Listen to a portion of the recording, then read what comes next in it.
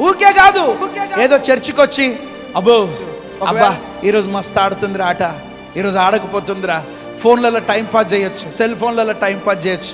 నా ప్రియమైన దేవుని బిడ్డలారా, ఒక్క విషయం చెప్తున్నా, ఇది దేవుని మందిరం. ఇక్కడ నువ్వు చేసేవన్నీ కూడా దేవుడు చూస్తున్నాడు. నీకు దైవ భయము లేకపోతే లోకములో నువ్వు బ్రతికి కూడా వేస్టే.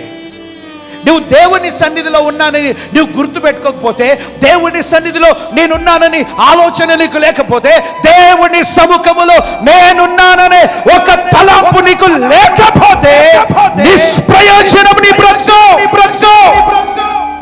శూన్యమే తప్ప సౌకర్యం ఏమీ ఉండదు.